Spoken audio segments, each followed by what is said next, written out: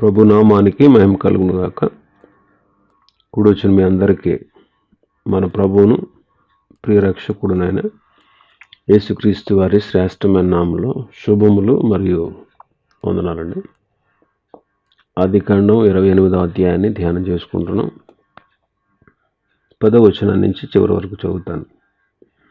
యాకోబు బెయేర్షెబా నుండి బయలుదేరి హారాను వైపు వెళ్ళుచు ఒక చోట చేరి ప్రొద్దు గుంకినందున అక్కడ ఆ రాత్రి నిలిచిపోయాను. ఆ చోటి రాళ్లలో ఒకటి తీసుకొని తనకు తలకడగా చేసుకొని అక్కడ పండుకొనెను. అప్పుడు అతడు ఒక కలగనెను. అందులో ఒక నిచ్చెన భూమి మీద నిలుపబడి ఉండెను. దాని కొన ఆకాశమునంటెను. దాని మీద దేవుని దూతలు ఎక్కుచూ దిగుచుండిరి. మరియు యెహోవా దానికి పైగా నిలిచి, నేను నీ తండ్రి అయిన అబ్రహాం దేవుడును ఇస్సాకు దేవుడునైన యెహోవాను. నీవు పండుకొని ఉన్న ఈ భూమిని నీకును నీ సంతానమునకు ఇచ్చేదను. నీ సంతానము భూమి మీద లెక్కకు ఇసుక రేణువుల వలె అగును. నీవు పడమటి తట్టును, తూర్పు తట్టును, ఉత్తరపు తట్టును, దక్షిణపు తట్టును వ్యాపించదు. భూమి యొక్క వంశములన్నీ నీ మూలముగాను నీ సంతానం మూలముగాను ఆశీర్వదింపబడును. ఇదిగో, నేను నీకు తోడై ఉండి నీవు వెళ్ళు ప్రతి స్థలమందు నిన్ను కాపాడుచు ఈ దేశమునకు నిన్ను మరలా రప్పించదను. నేను నీతో చెప్పినది నెరవేర్చు వరకు నిన్ను విడవనని చెప్పగా, యాకోబు నిద్ర తెలిసి నిశ్చయముగా యెహోవా ఈ స్థలమందున్నాడు, అది నాకు తెలియకపోయిన అనుకుని భయపడి, ఈ స్థలం ఎంతో భయంకరము, ఇది దేవుని మందిరమే గాని వేరొకటి కాదు, పరలోకపు గవిని ఇదే అనుకున్నాను. తెల్లవారినప్పుడు యాకోబు లేచి తాను తలగడగా చేసుకున్న రాయి తీసి దానిని స్తంభముగా నిలిపి దాని కొన మీద నూనె పోసెను.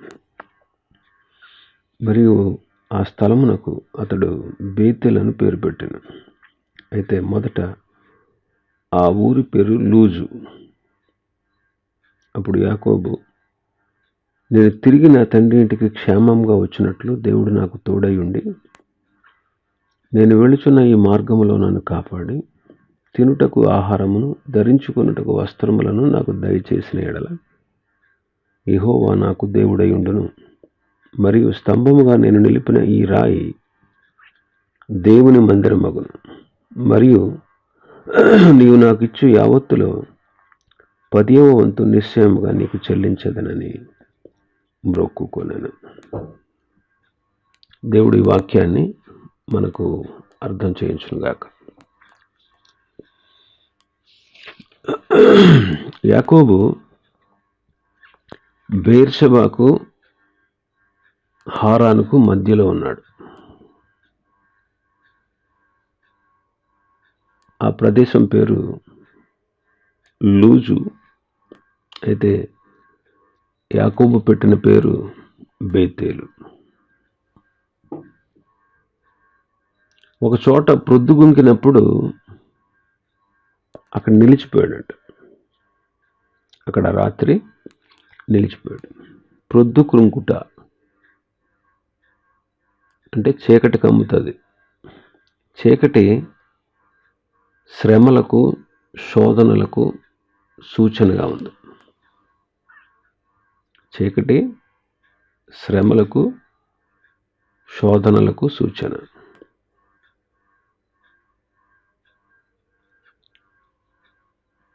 దావీదు దాన్నే ఏమన్నాడంటే 23వ కీర్తనలో గాఢాంధకారపు లోయ అన్నాడు. గాఢాంధకారపు లోయలో నేను సంచరించినను ఏ అపాయమునకు భయపడను అంటాడు. యాకోబు మనసులో చీకట్లు కమ్మినట్టు అనేక సమస్యలతో నెమ్మది లేకుండా ఉన్నాడు. అనేక సమస్యలతో నెమ్మది లేకుండా ఉన్నాడు. నెమ్మది లేదు యాకోబు. ప్రేమించిన తల్లి దగ్గర లేదు, తండ్రి దగ్గర లేడు. మరొక పక్క అన్న ఏసావు చంపేస్తాడేమో అనేటువంటి మాటలు. ఇప్పుడు తానున్నటువంటి ప్రదేశం అన్యుల దేశం.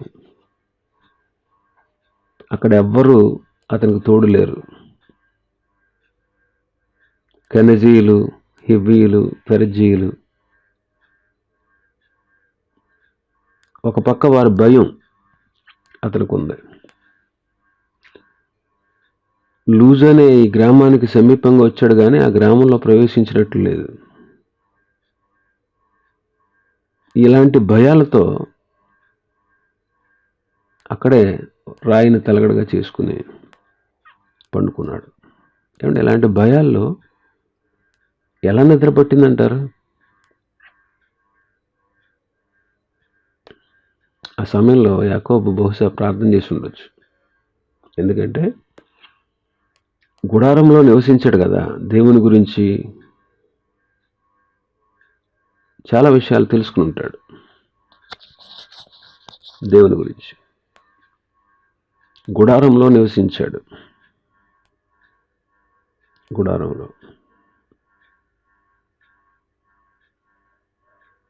గుడారంలో పెద్దోళ్ళు కూడా ఉంటారు.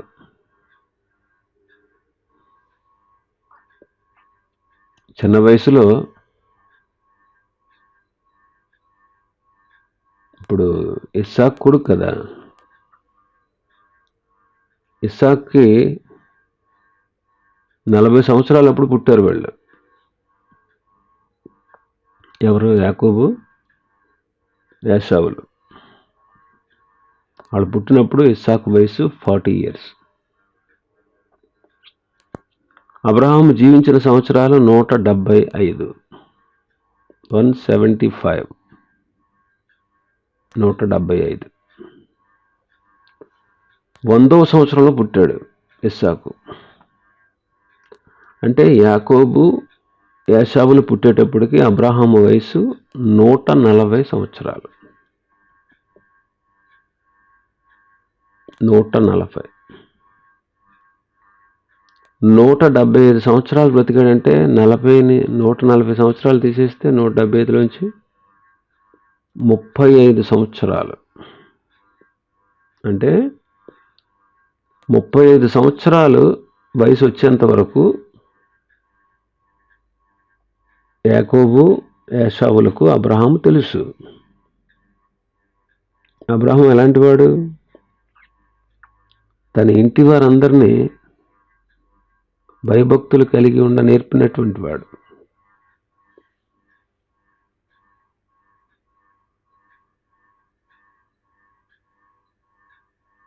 ఏశావు అరణ్యవాసి అయి ఇంటి పట్టు పట్టలేదు. యాకోబు ఇంటి పట్టునే ఉన్నాడు. తన ఇంట్లో భక్తిపరులు ఉన్నారు.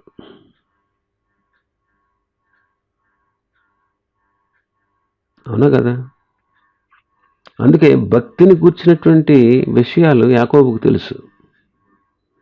జ్యేష్ఠత్వపు విలువను ఎరిగిన వాడు. జ్యేష్ఠత్వపు విలువను ఎరిగినటువంటి వాడు. అందుకే 25వ అధ్యాయంలో జ్యేష్ఠత్వాన్ని తీసుకున్నాడు. 27వ అధ్యాయంలో దైవ ఆశీర్వాదాలు పొందుకున్నాడు. తన తల్లిదండ్రులు దేవుని యందు భయభక్తులు కలిగి ఉండేవారు. భక్తి గల కుటుంబంలో జన్మించాడు కాబట్టి వారి తల్లిదండ్రుల ప్రార్థన కొద్దిగానే అభ్యాసమై ఉండొచ్చు యాకోబులో. అందుకే ఆ సమయంలో యాకోబు బహుశా ప్రార్థించి ఉండొచ్చు. అనేక మంది ఉత్తప్పుడు ప్రార్థన చేయకపోయినా, అన్నీ బాగున్నప్పుడు, అన్ని సౌఖ్యంగా ఉన్నప్పుడు ప్రార్థన చేయకపోయినా, కష్టాలు, శ్రమలు, శోధనలు వచ్చినప్పుడు మాత్రం ప్రార్థన చేస్తారు. యెషయా భక్తుడు ఆ మాట ప్రస్తావించారు. యెషయా గ్రంథం 26వ అధ్యాయం 16వ వచనం. యెషయా 26:16. యెహోవా, శ్రమలో వారు నిన్ను తలంచుకుని నీ శిక్ష వారి మీద పడినందున వారు విశేషముగా దేన ప్రార్థనలు చేసిరి. శ్రమలో తలంచుకున్నారంట. శిక్ష వచ్చినప్పుడు వారు దేన ప్రార్థనలు చేశారు. అలా కొంతమంది ఇలాంటి అభ్యాసం కలిగి ఉంటారు. కాబట్టి శ్రమలో, తనకు వచ్చిన శ్రమలో ప్రభువుని తలంచుకుని ప్రార్థించి ఉండొచ్చు. అలా ప్రార్థించి అక్కడున్న ఒక రాయి మీద తలపెట్టి నిద్రపోయాడు. భయంలో, బాధలో, వేదనలో ఉన్నప్పుడు, పైగా రాత్రి ఒంటరిగా ఉన్నప్పుడు నిద్రపడుతుందా? కానీ అతడు ప్రార్థించి దేవుని మీద భారం వేసి నిద్రపోయి ఉండొచ్చు. ఒక రాయిని తలగడగా చేసుకుని నిద్రపోయాడంట. ఈ రాయి ప్రభువైన యేసుక్రీస్తుకు సాదృశ్యం. మత్తయి సువార్త 21వ అధ్యాయం. మత్తయి సువార్త 21వ అధ్యాయం 42వ వచనం. మరియు యేసు వారిని చూచి, ఇల్లు కట్టువారు నిషేధించిన రాయి మూలకు తలరాయి ఆయను. ఇది ప్రభు వలననే కలిగెను. ఇది మన కన్నులకు ఆశ్చర్యమను మాట. మీరు లేఖనములో ఎన్నడూను చదవలేదా? కాబట్టి దేవుని రాజ్యం మీ యొద్ద నుండి తొలగింపబడి దాని ఫలమిచ్చు జనులకు ఇవ్వబడినని మీతో చెప్పుచున్నాను. ఇల్లు కట్టువారు నిషేధించిన రాయి మూలకు ఏమైందంటే తలరాయి అయింది అంటాడు. ఎఫెసీ పత్రికలో పౌలు గారు దాన్ని వివరణ ఇచ్చాడు. ఎఫెసీ పత్రిక 2వ అధ్యాయం 20వ వచనం. క్రీస్తు యేసే ముఖ్యమైన మూలరాయి అయి ఉండగా. ఎవరి ముఖ్యమైన మూలరాయి? మన ప్రభు అయిన యేసుక్రీస్తే. పేతురు గారు కూడా ఆ విషయాన్ని ప్రస్తావించాడు తన మొదటి పత్రికలో 2వ అధ్యాయం 6వ వచనంలో. ఎలయనగా ఇదిగో నేను ముఖ్యమును ఏర్పరచబడినదియును అమూల్యమును ఒకటి మూలరాతిని సీయోనులో స్థాపించున్నాను. ఆయనందు విశ్వాసం ఉంచువాడు ఏమాత్రమును సిగ్గుపడడు అను మాట లేఖనములో రాయబడింది. విశ్వసించుచున్న మీకు ఆయన అమూల్యమైన వాడు. విశ్వసింపని వారికైతే ఇల్లు కట్టువారు ఏ రాతిని నిషేధించురో అదే మూలకు తలరాయి ఆయను. మరియు అది అడ్డురాయు అడ్డు బండయు ఆయను. క్రీస్తు యేసే ముఖ్యమైన మూలరాయి. ప్రభువు నిషేధించబడినటువంటి రాయి. అంటాడు ఇల్లు కట్టువాడు నిషేధించిన రాయి మూలకు తొదకు ఏమైందంటే తలరాయి అయింది. ప్రభువుని వద్దనుకున్నారు, కాదనుకున్నారు. కానీ చివరికి ఆయనే దిక్కు. విశ్వసించే వారికి ఆయన అమూల్యమైన వాడు. కాబట్టి ఈ రాయి ప్రభువైన యేసుక్రీస్తుకు సాదృశ్యంగా ఉంది. యాకోబు ప్రొద్దుగుంకిన సమయంలో తన హృదయంలో నెమ్మది లేనప్పుడు ప్రభు మీద ఆధారపడి ఆ రాయి మీద తలపెట్టి పండుకున్నాడు. సమస్యల్లో, చిక్కుల్లో, మనం కూడా సమస్యల్లో, చిక్కుల్లో ఉన్న సమయాల్లో క్రీస్తుని ఆశ్రయిస్తే మనకెంతో నెమ్మది కలుగుతుంది. యేసుప్రభు మరణించిన తర్వాత ఎమ్మాయి అనే గ్రామానికి వెళుతున్నటువంటి 2 శిష్యులు ప్రొద్దుగుంకుతున్న సమయంలో ప్రభువుని బలవంతం చేసి మీరు మాతో ఉండండి అని చెప్పారు. అలా క్రీస్తు వాళ్ళతో ఉన్నప్పుడు ఆ చీకటిలో వారికి గొప్ప అనుభవాలు పొందగలిగారు. క్రీస్తు వాళ్ళతో ఉన్నప్పుడు ఆ చీకటి సమయంలో వాళ్ళు మార్పు చెందినటువంటి అనుభవాలు పొందగలిగారు. ప్రభు యొక్క శక్తిని వాళ్ళు గుర్తించగలిగారు. వాళ్ళు యేసుక్రీస్తు ప్రభువు మరణించాడు, ఇంకా అక్కడతో అయిపోయింది, ఆయన ఒకప్పుడు శక్తిగల ప్రవక్తగా ఉన్నాడు అని, ఆయన లేడు ఇప్పుడు, అయ్యో ఆయన లేడే, ఆయన చనిపోయాడే అని చెప్పి నిరుత్సాహంలో బాధలో ఉన్నటువంటి వారికి కనువిప్పు కలిగింది. వాళ్ళు ప్రభు యొక్క శక్తిని గుర్తించగలిగారు. ప్రభు యొక్క త్యాగాన్ని వాళ్ళు గుర్తించగలిగారు. నూతన ఆనందంతో వాళ్ళు నిండుకున్నారు. వాళ్ళ ప్రభుని ఉండమని బ్రతిమలాడారు. వాళ్ళు తెలియకుండానే ఉండమన్నారు. ప్రభు అని తెలియదు వాళ్ళకి ఆ టైంకి. కానీ లేఖనాలు, ప్రవక్తల గ్రంథాలు, వచనాలు, కీర్తన గ్రంథంలో యేసుక్రీస్తుని గురించి రాయబడిన మాటలు, ఇవన్నీ వాళ్ళు విని ఆకర్షితులే.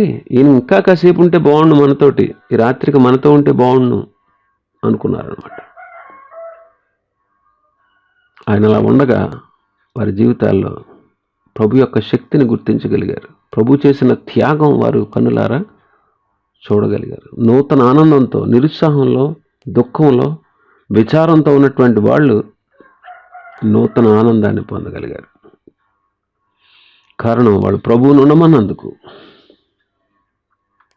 ఇలాంటి భయానక పరిస్థితుల్లో యాకోబు అంత ధైర్యంగా, నెమ్మదిగా, క్షేమంగా ఎలా పడుకోగలిగాడు? ప్రభువును ఆశ్రయించాడు, అందుకే పడుకోగలిగాడు.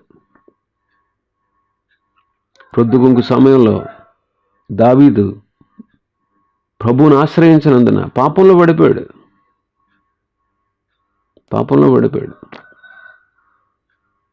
సమూయేలు 2వ గ్రంథం 11వ అధ్యాయం. సమూయేలు 2వ గ్రంథం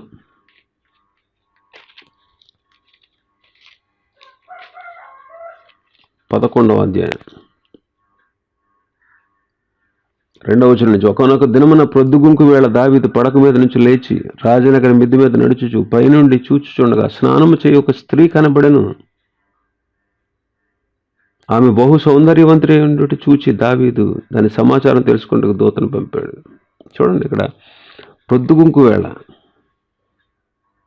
అందుకే వాక్యంలో ఉంటుంది, నీవు లేచి రేయి మొదటి జామును మొరపెట్టు. ప్రొద్దుగుంకు వేళ అంటే ఏంటి? రేయి మొదటి జాము ప్రారంభమయ్యే టైం. రేయి మొదటి జాము ప్రారంభమయ్యే టైం అంటే నువ్వు పని నుంచి ఉపక్రమించేటువంటి టైం అన్నమాట. ఉదయమంతా పని చేసుకుంటావు, పగలంతా ఇంటికి వస్తావు, రేయి మొదటి జాము స్టార్ట్ అవుతుంది. గుర్తుపెట్టుకోండి, ఇదిగో ఉదయకాలం మనం అందరం కలిసి దేవుని సన్నిధిలో వాక్యాన్ని వింటున్నాం, ప్రార్థన చేస్తున్నాం, దేవుని స్తుతిస్తున్నాం. డే ప్రారంభంలో ప్రారంభిస్తున్నాం మనం. ఒక రోజు, ఒక పగలు ప్రారంభంలో మనం ఉన్నాం.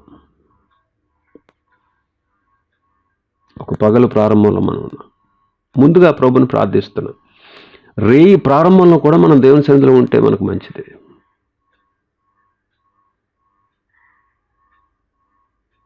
అలా దేవుని ఆశ్రయించకే దావీదు పాపంలో పడిపోయాడు. ఇక్కడ యాకోబు రాయిని తలగడగా చేసుకుని పండుకున్నట్టు మనం కూడా మన జీవితాలు కొన్నిసార్లు చీకట్లు కమ్ముతాయి. అంటే సమస్యలు, శోధనలు, శ్రమలు, బాధలు, ఇబ్బందులు, పోరాటాలు కలుగుతాయి. అలాంటి శ్రమలు, శోధనలు, బాధలు ఆవరించినప్పుడు యేసుక్రీస్తుని ఆశ్రయిస్తే మనం ఆశీర్వాదాలు పొందగలం. తన తలను ఆ రాతి మీద పెట్టాడంట. మన తలంపులు, మన సమస్యలు, మన చింతలు, మన బాధలు యేసుక్రీస్తు మీద వేయాలి. అందుకే పేతురు గారు ఏమన్నాడు తన మొదటి పత్రిక 5వ అధ్యాయంలో 7వ వచనంలో, ఆయన మిమ్మును గూర్చి చింతించుచున్నాడు గనుక మీ చింత యావత్తు ఆయన మీద వేయండి. చింతించుచున్నాడు అనే చోట ఫుట్నోట్స్ లంకేసి ఏమని రాశాడు? లక్ష్యము చేయుచున్నాడు. మిమ్మల్ని గురించి పట్టించుకుంటున్నాడు, మిమ్మల్ని గురించి ఒక ప్రత్యేకమైన ప్రణాళిక కలిగి ఉన్నాడు. కాబట్టి మీ చింత యావత్తు ఆయన మీద వేయండి. ఆయన మనల్ని ఆదరించేవాడు.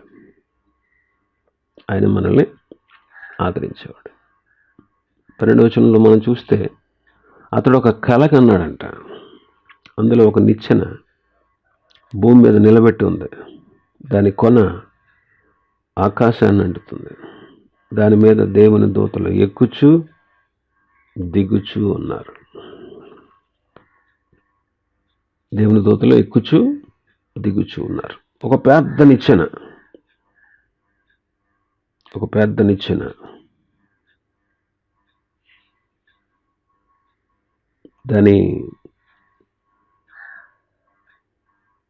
అది భూమి మీద వేయబడి ఉందంట. భూమి మీద నిలబడి ఉంది. దాని కొన ఆకాశాన్ని అంటుతా ఉంది. ఇక్కడ నిచ్చెన ప్రభువైన యేసుక్రీస్తుకు సాదృశ్యం అన్నమాట. ప్రభువైన యేసుక్రీస్తుకు సాదృశ్యం. ఈ నిచ్చెనలో మనం యేసుక్రీస్తును చూడగలం. ఇక్కడ యేసుక్రీస్తు కనబడట్లేదు కదా అనొచ్చు, కానీ ఒక వాక్యం దానికి పోలికగా ఉంది. యోహాను సువార్త మొదటి అధ్యాయం 51వ వచనాన్ని చదువుతాను. 51వ వచనం. మరియు ఆయన, మీరు ఆకాశము తెరవబోటయు దేవుని దూతలు మనుష్య కుమారునికి పైగా ఎక్కుటయు దిగుటయు చూతురని మీతో నిశ్చయముగా చెప్పుచున్నాను. నేను ఆకాశం తెరవబడడం మీరు చూస్తారు. దేవుని దూతలు మనుష్య కుమారునికి పైగా పరలోకానికి ఎక్కడం, తిరిగి రావడం మీరు చూస్తారు. ఇక్కడ ఈ నిచ్చెన మీద జరిగేది కూడా ఏంటి? ఇదేం భూమి మీద నిలబెట్టి ఉంది. దాని కొన ఆకాశంలో కంటింది. దాని మీద దేవుని దూతలు ఎక్కుతున్నారు, దిగుతూ ఉన్నారు. అంటే ఈ నిచ్చెన ప్రభువైన యేసుక్రీస్తుకు సాదృశ్యం అన్నమాట. ఆయనే వారధి, ఆయనే మధ్యవర్తి, ఆయనే తండ్రిని మనల్ని కలిపినవాడు, ఆయనే తండ్రికి మనకి సమాధానాన్ని ఏర్పరిచినవాడు. మరి ఈ నిచ్చెనకు యేసుక్రీస్తుకున్న పోలికలు మనం చూద్దాం. మొదటిది, ఇది మహిమ కలిగిన నిచ్చెన. ఈ నిచ్చెన మీద దేవదూతలు ఎక్కుతున్నారు, దిగుతున్నారు. అలాగే యేసుక్రీస్తునందు కూడా దేవదూతలు ఎక్కుచు దిగుచు ఉండడం మనం చూడగలం. దేవుని దూత క్రీస్తు జన్మం గురించి మరియతోనూ యోసేపుతో తెలియపరిచాడు. క్రీస్తు జన్మించినప్పుడు గొర్రెల కాపరులకు ఈ సువార్తను ప్రకటించడానికి దేవదూతలు, పరలోక సైన్య సమూహం దిగి వచ్చారు. యోసేపు ఐగుప్తుకు వెళ్ళాలి ఆ శిశువుని తీసుకుని. దాని గురించి చెప్పడానికి ఆ సంగతి ఎవరు చెప్పారు వాళ్ళకి? దేవుని దూతే చెప్పాడు. క్రీస్తు శోధించబడినప్పుడు గెత్సెమనేటువంటి వనములో దేవదూతలు వచ్చి ఆయనకు పరిచర్య చేశారు. ఆయన పునరుత్థాన సమయంలో, ఆయన ఆరోహణ సమయంలో, ఆయన రాకడ సమయంలో మనం దేవుని దూతల పరిచర్యను చూడగలం.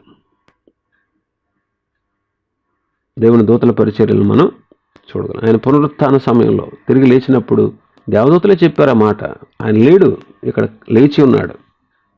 పరలోకాన్ని దిగి వచ్చే ఇద్దరు దూతలు రాయి పొర్లించి అక్కడ కూర్చుని ఉన్నారు సమాధి దగ్గర.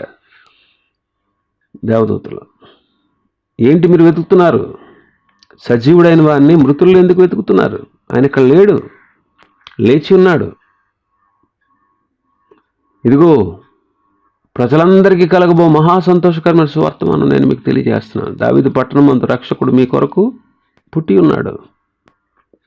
మరియా, భయపడకు, దేవుని వల్ల నువ్వు కృప పొందావు. నువ్వు గర్భము ధరించి కుమారుని కంటావు, ఆయనకు యేసు అనే పేరు పెడతావు. ఇదిగో నీ భార్య అయిన మరియను చేర్చుకోవడానికి భయపడకు. గెత్సెమనే తోటలో ఆయన వేదనతో ఉన్నప్పుడు దేవుని దూత ఆయన బలపరిచారు. అరణ్యంలో 40 దివారాత్రులు శోధించబడినప్పుడు, అపవాది చేత శోధించబడుతూ ఉన్నప్పుడు దేవదూతలు వచ్చి ఆయనకు పరిచర్య చేశారు.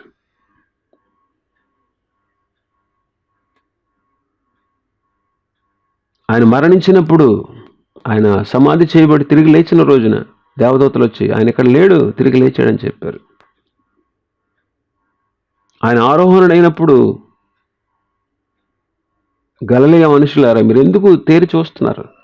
ఎలాగైతే యేసు పరలోకానికి చేర్చబడ్డాడో అలాగే మళ్ళీ తిరిగి రావడం మీరు చూస్తారని చెప్పాడు. దూతల పరిచర్య యేసుక్రీస్తునందు ఈ రీతిగా మనకు కనబడతా ఉంది. యేసుక్రీస్తు ఈ లోకంలో ఉన్నప్పుడు అప్పుడప్పుడు ఆయన మహిమ బయలుపరచబడింది.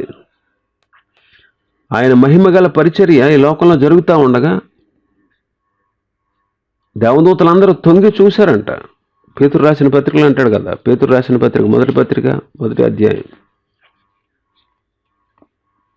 12వ వచనం, పరలోకము నుండి పంపబడిన పరిశుద్ధాత్మ వలన మీకు సువార్త ప్రకటించిన వాని ద్వారా మీకు ఇప్పుడు తెలియబడిన సంగతుల విషయమే తమ కొరకు కాదు కానీ మీ కొరకే తాము పరిచర్య చేసిన సంగతి వారికి బయలుపరచబడిన దేవదూతలు ఈ కార్యములను తొంగి చూడగోరుచున్నారు.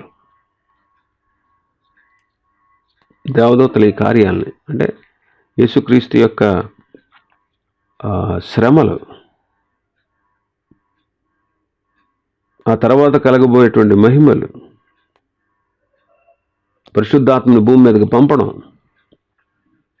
అనేక మంది ప్రజలు, దేవుని పిల్లలు యేసుక్రీస్తుని గురించిన సువార్త లోకమందంతటా ప్రకటించబడడం, ప్రభు చేసిన ఈ కార్యాలన్నీ కూడా దేవదూతలు తొంగి చూస్తున్నారంట, చూడాలనుకున్నారంట. ఆయన ఎలాగ ఈ లోకంలో తనని తాను ప్రచురపరుచుకున్నారు చూడకూడదు. కాబట్టి గమనించండి, మహిమ గల నిచ్చెన ఇది. రెండోది, ఈ నిచ్చెన మహోన్నతమైనది, భూమి మీద నిలబెట్టి ఉంది. దాని కొన ఆకాశాన్ని అంటుతుంది. ఒకసారి ఊహించండి ఎంత పెద్ద నిచ్చెన ఇది. ఎంతో అత్యున్నతమైనది అన్నమాట. ఇది చాలా ఉన్నతమైనటువంటిది. ఇంత నిచ్చెన ఎక్కడ చూడమేమో మనం అసలు. అత్యున్నతమైనది. మన ప్రభు కూడా, మన యేసుక్రీస్తు కూడా అందరిలో అతి శ్రేష్ఠుడు, అత్యున్నతమైన వాడు. అందరికంటే కూడా అత్యున్నతమైన స్థానంలో ఉన్నటువంటి వాడు. దేవదూతలందరికంటే శ్రేష్ఠుడు. సకల దేవతలు, ఈ లోకంలో ఉండేటువంటి ప్రతి మనిషి, దూతలు ఆయనకు నమస్కారం చేయాలి. ఆయనకు సాటి అయిన వారు మరొకడు ఎవ్వడు లేడు. ఆయన దేవదూతల కంటే ఎంతో శ్రేష్ఠుడు. అందరికన్నా ఎంతో అత్యున్నతమైనటువంటి స్థాయిలో ఆయన ఉన్నటువంటి వాడు. అందరికంటే కూడా అత్యున్నతమైన స్థాయిలో ఆయన ఉన్నాడు. అత్యున్నతమైన స్థాయిలో ఉన్నాడు. అందుకే ఎఫెసీ పత్రికలో పౌలు గారు అంటాడు, 1వ అధ్యాయం 20-21 వచనాలు, ఎఫెసీ 1:20-21 వచనాలు, ఆయన బలాతిశయం చేత క్రీస్తును మృతుల్లో నుండి లేపి సమస్తమైన ఆధిపత్యం కంటెను, అధికారం కంటెను, శక్తి కంటెను, ప్రభుత్వం కంటెను, ఈ యుగమందు మాత్రమే కాక రాబో యుగమందును పేరు పొందిన ప్రతి నామం కంటెను ఎంతో హెచ్చుగా పరలోకమందు ఆయనను తన కుడి పార్శ్వమున కూర్చుండబెట్టుకొని ఉన్నాడు. సమస్తమును ఆయన పాదముల క్రింద ఉంచి సమస్తము పైన ఆయనను సంఘమునకు శిరస్సుగా నియమించెను. కాబట్టి ప్రభువు అందరికంటే అత్యున్నతుడు, మహోన్నతుడు. మహోన్నతమైన నిచ్చెన, మహోన్నతమైన నిచ్చెన. ఇంకా మూడవది, ఈ లోకాన్ని పరలోకాన్ని కలిపినటువంటి నిచ్చెన. ఈ లోకాన్ని పరలోకాన్ని కలిపేసిన నిచ్చెన. ఈ లోకాన్ని పరలోకాన్ని కూడా కలిపిన నిచ్చెన.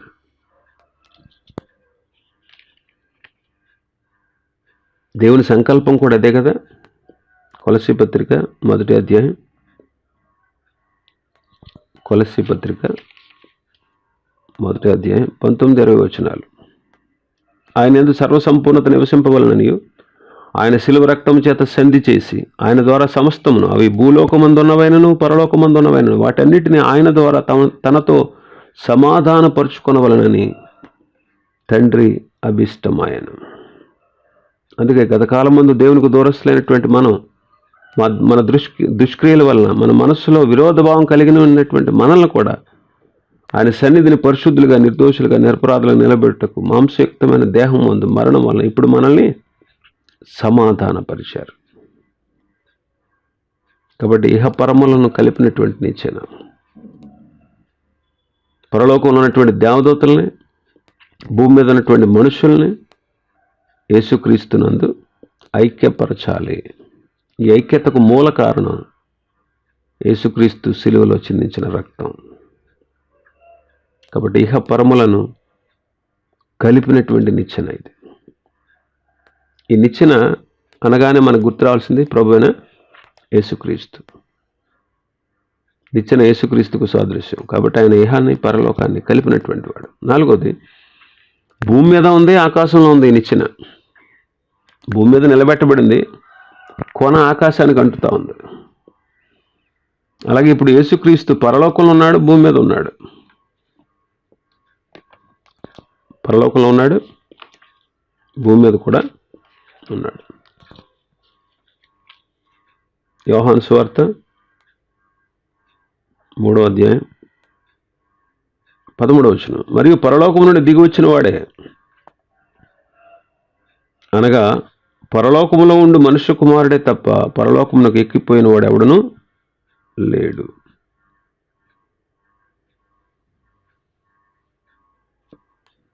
పరలోకంలో ఉన్నాడు, భూమి మీద ఉన్నాడు. అందుకే మార్కు సువార్తలో ఏమన్నాడు? మార్కు సువార్త 16వ అధ్యాయం, మార్కు సువార్త 16వ అధ్యాయం 19వ వచనం, ఇలాగ ప్రభువైన యేసు వారితో మాట్లాడిన తర్వాత పరలోకమునకు చేర్చుకొనబడి దేవుని కుడిపార్శ్వమున ఆసీనుడయ్యాను. ఆయన సర్వవ్యాప్తి, సర్వస్థలాల్లో ఉండేవాడు. పరలోకమందు, పరదేశులో, భూమి మీద, భూలోకంలో ఉన్న సంఘాల మధ్య, విశ్వాసుల హృదయాల్లో ఆయన ఉన్నాడు. ఆయన ఆశ్చర్యకరుడు. ఆయన భూమి మీద ఉన్నాడు, ఆకాశంలో ఉన్నాడు. అందుకే అంటాడు కదా మత్తయి సువార్త 28వ అధ్యాయంలో. చూద్దాం, మత్తయి సువార్త 28వ అధ్యాయం.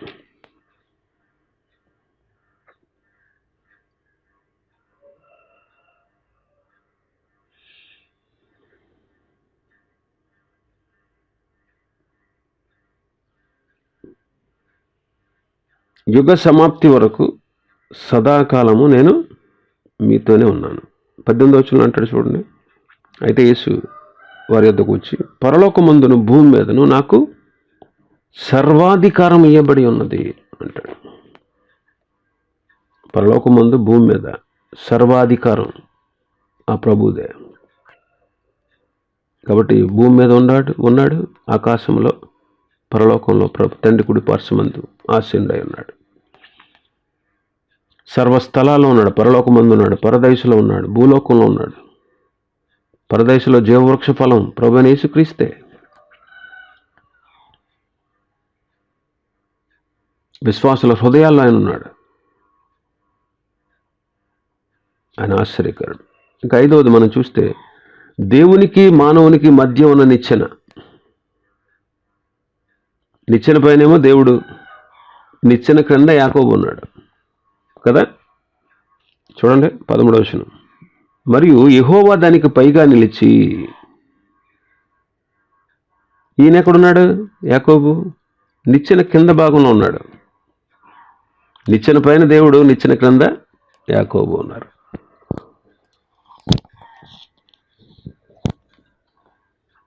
యేసుక్రీస్తు నిచ్చెన అన్నమాట. పైన తండ్రి అయిన దేవుడు, కింద భూమి మీద మానవుడు.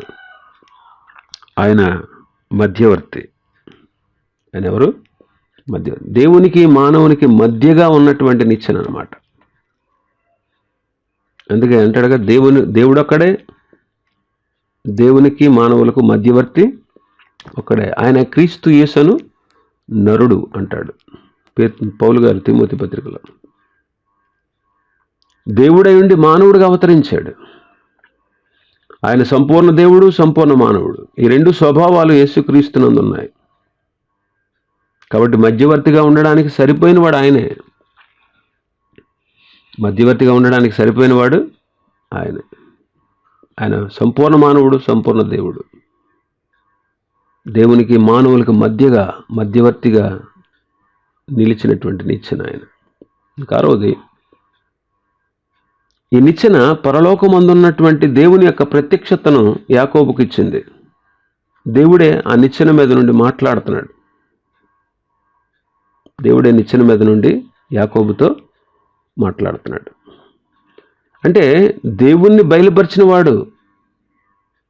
ఈ నిచ్చెనే దేవుణ్ణి బయలుపరిచింది యాకోబుకి. నేను నీ తండ్రి దేవుడును, అబ్రహాం దేవుడును, ఇస్సాకు దేవుడిని అంటాడు. అలాగే పరలోకపు తండ్రిని గురించి, నిజమైన దేవుడి గురించి ఈ లోకంలో మనకు బయలుపరిచింది ఎవరు? ప్రభువైన యేసుక్రీస్తే. యేసుక్రీస్తే తండ్రి అయిన దేవుణ్ణి మనకి బయలుపరిచినవాడు.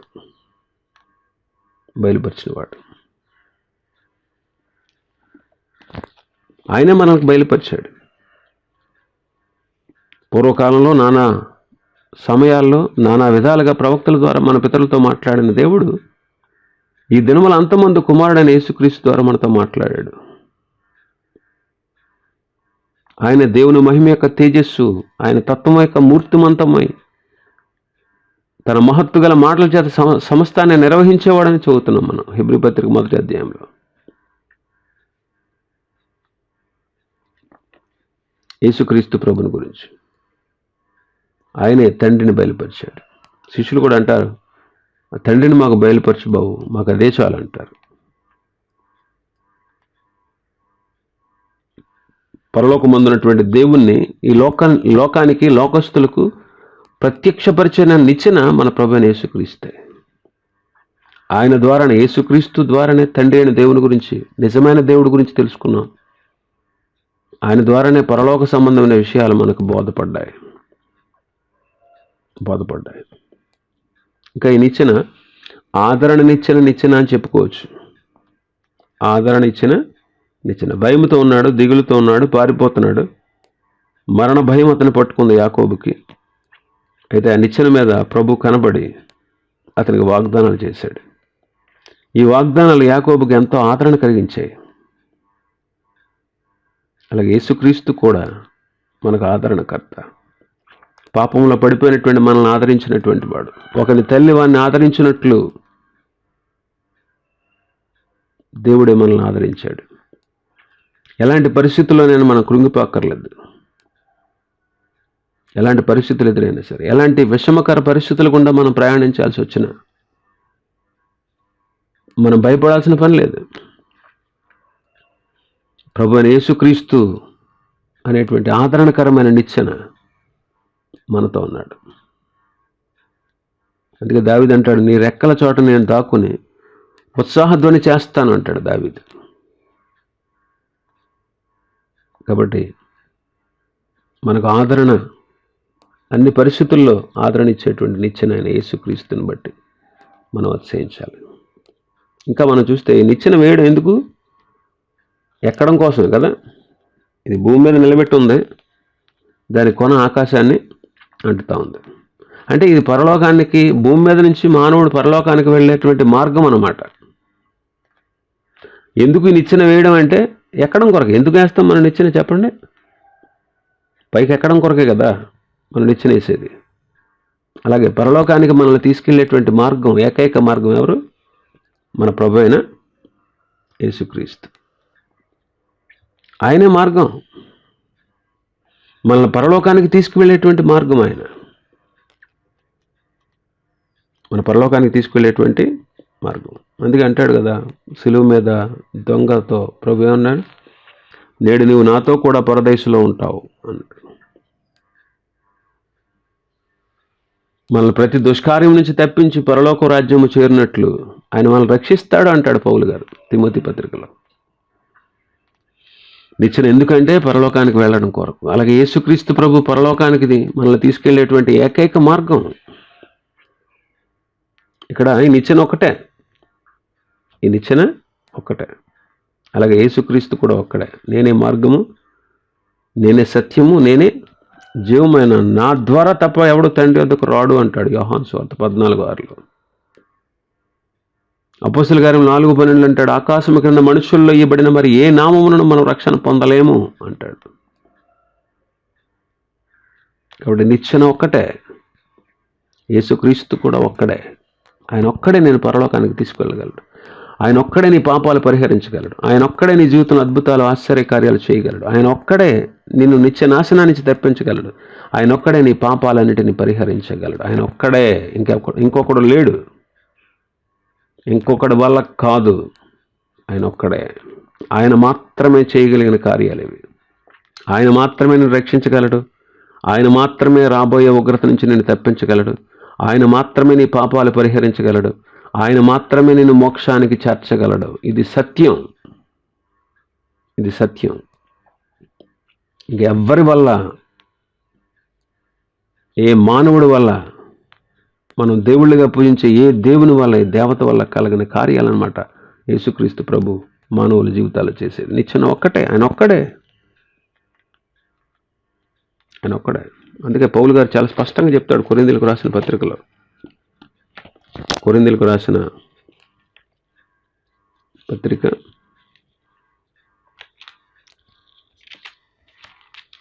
2వ పత్రిక 2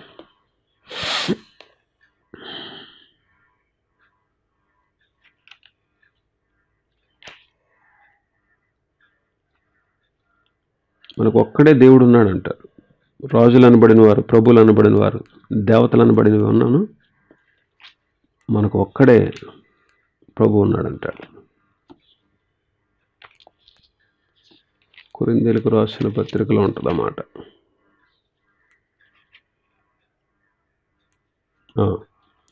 మొదటి పత్రిక 8వ అధ్యాయం, కొరింథీయులకు రాసిన మొదటి పత్రిక 8వ అధ్యాయం 6వ వచనం. ఆకాశమందైనను భూమి మీదనైనను దేవతలనబడినవి ఉన్నాను, మనకు ఒక్కడే దేవుడు ఉన్నాడు. ఆయన తండ్రి, ఆయన నుండి సమస్తము కలిగిన, ఆయన నిమిత్తం మనమున్నాము. ఆయన మనకు ప్రభు ఒక్కడే, ఆయన యేసుక్రీస్తు. ఆయన ద్వారా సమస్తమును కలిగను, మనము ఆయన ద్వారా కలిగిన వారు. అయితే అందరి యందు ఈ జ్ఞానం లేదు. కొందరు ఇదివరకు విగ్రహాలు ఆరాధించిన వారు కనుక అంటున్నాడు, అందరిలో ఈ జ్ఞానం లేదు. దేవతలను బడిని ఉన్నాయి, కానీ దేవుడు మాత్రం ఒక్కడే. ప్రభు ఒక్కడే, ఆయన యేసుక్రీస్తు. ఆయన ద్వారా సమస్తం కలిగింది, ఆయన ద్వారా మనం కలిగాం అంటాడు. కాబట్టి ఒక్కటే నిచ్చెన, ప్రభు ఒక్కడే. ఇంకా మనం చూస్తే 10వదిగా మనం చూస్తే ఆ నిచ్చెన మీద దేవదూతలు ఎక్కుచు దిగుచు ఉన్నారంట. దేవదూతలు ఎక్కుచు, నిచ్చెన మీద ఉన్నటువంటి దేవదూతలు విశ్వాసులకు పోలికగా ఉన్నారు. క్రొత్త నిబంధనలు కూడా విశ్వాసుల్ని దూతలతో పోల్చాడు. విశ్వాసుల్ని దూతలతో పోల్చాడు. కాబట్టి దూతలు విశ్వాసులకు సాదృశ్యంగా ఉన్నారు.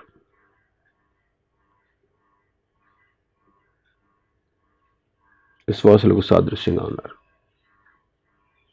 చూడండి 23వ వచనం, కొరింథీయులకు రాసిన 2వ పత్రిక 8వ అధ్యాయం 23వ వచనం చదువుతాను. తీతు ఎవరైనా అడిగిన ఎడల అతడు నా పాలివాడును మా విషయంలో నా జత పనివాడునై ఉన్నాడనియు, మన సహోదరులు ఎవరు అని అడిగితే వాళ్ళు సంఘముల దూతలను క్రీస్తు మహిమనై ఉన్నారని నేను చెప్పుచున్నాను. సహోదరులు ఎవరు అని అడిగితే ఏమంటున్నాడు ఇక్కడ? సంఘమునకు దూతలు. దూతలు ఎక్కుచూ దిగుచూ ఉన్నారంట. ఈ దూతలు విశ్వాసులకు పోలికగా చెప్పచ్చు.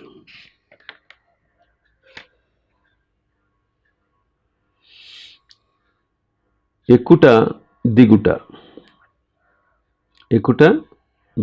ఎక్కుట అంటే స్తుతించుట.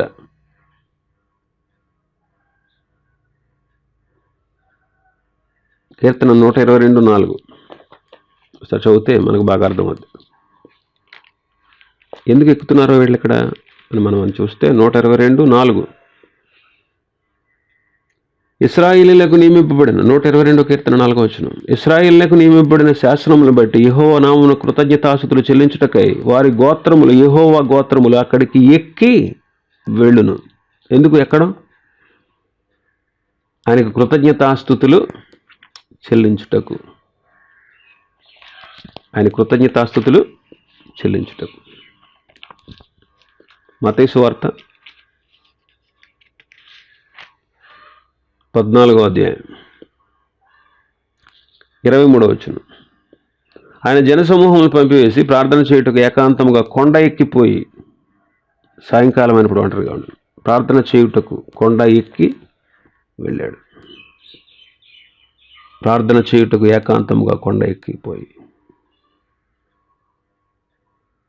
ఇది ఎక్కుట అనేది ప్రార్థన చేయడం, ఆరాధన చేయడం, స్తుతించడాన్ని సూచిస్తోంది. దిగుట అంటే మనుషుల యొద్దకు సువార్త ప్రకటించడానికి. మనుషుల యొద్దకు దిగి ఎందుకు? పరలోకం నుంచి దేవదూతలు దిగి వచ్చింది. కారణం ఏంటి? దేవదూతలు గొర్రెల కాపరులకు సువార్త ప్రకటించారు. దేవుని యొక్క వార్తను మానవులకు చేరవేసినటువంటి వాళ్ళు. దిగుట అనేది సువార్త చేయడం సూచిస్తూ ఉంది.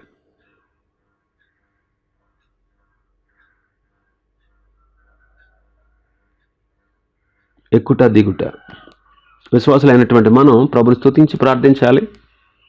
మనం భూదిగంతముల వరకు వెళ్ళి, మనకు వీలైన ప్రతి ప్రదేశానికి వెళ్ళి మనం దేవుని సువార్త ప్రకటించాలి. ఇలాంటి అనుభవాలు విశ్వాసి కలిగి ఉండాలి. కాబట్టి ఈ నిచ్చెన ప్రభువైన యేసుక్రీస్తుకు సాదృశ్యంగా ఉంది. ఈ నిచ్చెనను గురించి నేర్చుకున్నటువంటి విషయాలు: మహిమగల నిచ్చెనది, మహోన్నతమైన నిచ్చెన, ఇహపరములను కలిపిన నిచ్చెన, భూమిని ఆకాశాన్ని ఏకం చేసిన నిచ్చెన, దేవునికి మానవులకు మధ్యవర్తిగా ఉన్నటువంటి నిచ్చెన, పరలోక ప్రత్యక్షతను మనకు అనుగ్రహించిన తండ్రిని మనకు అనుగ్రహించిన నిచ్చెన, ఆదరణ ఇచ్చిన నిచ్చెన. ఈ నిచ్చెన వేయడం ఎక్కడం కొరకే. ఆ నిచ్చెన ఒకటే, ప్రభువైన యేసుక్రీస్తు. ఆ నిచ్చెన మీద ఉన్నటువంటి దూతలు సంఘ విశ్వాసులకు సూచన. కాబట్టి విశ్వాసులు ప్రార్థించాలి, స్తుతించాలి, సువార్తను ప్రకటించాలి. ఇలాంటి అనుభవాలతో మనం ముందుకు కొనసాగుదాం. దేవుడి మాటలు దీవించును గాక. ఆమేన్.